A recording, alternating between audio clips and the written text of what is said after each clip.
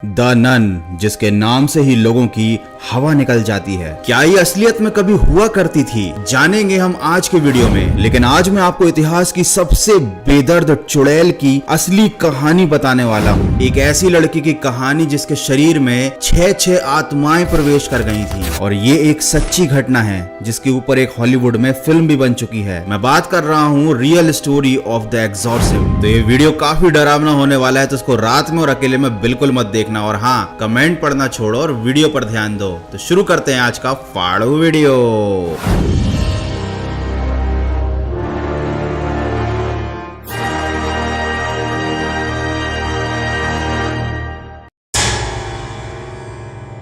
इतिहास में भूत प्रेतों से जुड़ी कुछ ऐसी घटनाएं हो चुकी हैं जिन्हें सुनकर आज भी लोगों की रूह कांप जाती है। एक ऐसी ही कहानी है द नन की। माना जाता है कि हॉलीवुड फिल्म द नन एक सच्ची घटना पर आधारित है। ये फिल्म चर्च की एक भूतहा नन के ऊपर बनी हुई है। माना जाता है कि इस नन के अंदर वलाक नाम की एक बेहद शक्तिशाली और खतरनाक आत्मा प्रवेश कर जाती है, और वलाक इस नन के शरीर पर कब्जा करके एक डेमोनिक नन का रूप ले लेता है। तो सबसे पहले जानते हैं कि वलाक नाम का ये बालक आखिर है कौन। माइथोलॉजी में वलाक को प्रेसिडेंट ऑफ हेल कहा जाता है। ये एक छोटे से बच्चे की तरह दिखता है, एक एंजल किड की तरह, लेकिन ये बड़ा खतरनाक है क्योंकि ये 2 सिर वाले ड्रैगन पर सवारी करता है। लेकिन हमारा मेन टॉपिक वलाक नहीं बल्कि नन है। तो अब जानते हैं कि द नन की जो कहानी है उसका रियल लाइफ से कितना संबंध है।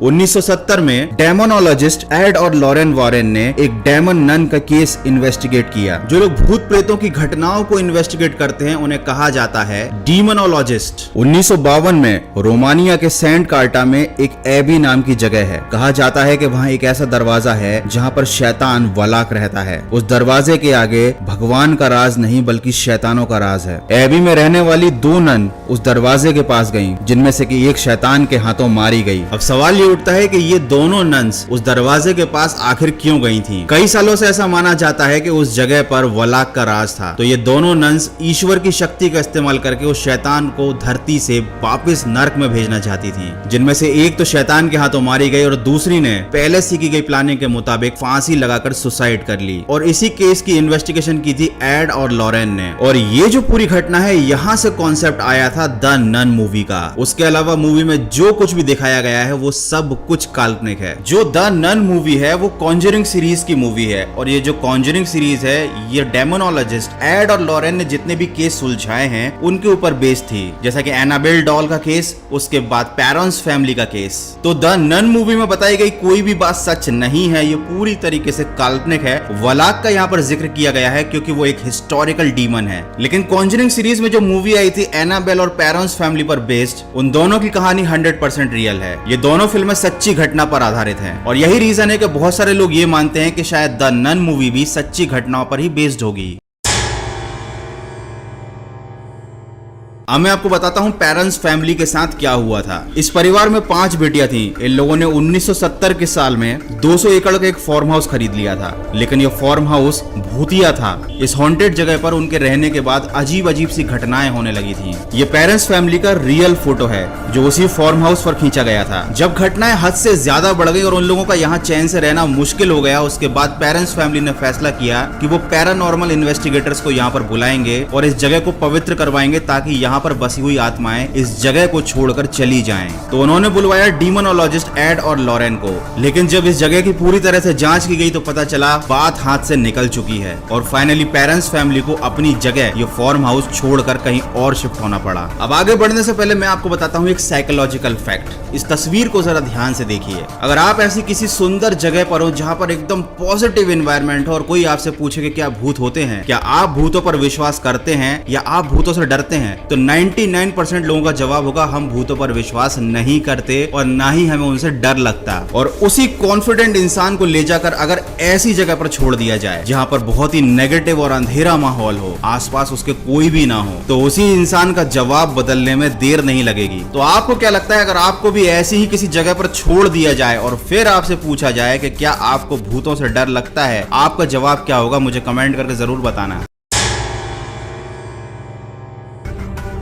The exorcism of Emily Rose, इस मूवी को आपने या तो देखा होगा नहीं तो इसका नाम तो जरूर सुना होगा। ये फिल्म आई थी 2005 में और ये 23 साल की एक लड़की के जीवन पर आधारित थी और इस लड़की के साथ ऐसी घटना हुई थी जो भगवान ना करे किसी और के साथ कभी हो। तो मूवी में जिस कैरेक्टर का नाम था एमिली, उसका रियल लाइफ में नाम था एनिलिसे। एनिलिसे को स्कूल जाना बहुत पसंद था और वो पढ़ने में काफी होशियार थी। जब वो 16 साल की थी तब वो एक बार स्कूल में बेहोश हो गई थी और उसके बाद से ऐसी घटनाओं का सिलसिला जारी रहा। उसे कई बार डॉक्टरों को दिखाया लेकिन उसकी बीमारी किसी भी डॉक्टर की समझ में नहीं आ रही थी कि आखिर क्यों एमिली अचानक से बेहोश हो जाती थी। उसके बाद 1970 में एनालिसे को टीबी की बीमारी हो गई जिसके चलते उसे हॉस्पिटल में भर्ती कराया गया। एनालिसे का दावा था कि उसे तरह तरह की चीजें दिखाई देती हैं, उसे अपनी आसपास अजीब अजीब आवाजें सुनाई देती हैं। 1973 में एनालिसे को एक चर्च में ले जाया गया और प्रार्थना के दौरान उसको हेलुसिनेशंस होने लगे। तब उसको यकीन हो गया कि उसके अंदर कोई शैतान घुसा हुआ है। कई सालों तक एनालिसे का इलाज करवाया गया लेकिन डॉक्टर्स उसकी कोई मदद नहीं कर पा रहे थे और ना ही उसके हालातों में कोई सुधार आ रहा था। एनिलिसे बहुत सारी धार्मिक चीजों से जैसे क्रॉस से दूर रहने लगी। वो चर्च में नहीं जाया करती थी और उसकी हालत इतनी बिगड़ चुकी थी कि वो फर्श पर बिखरा हुआ अपना मूत्र भी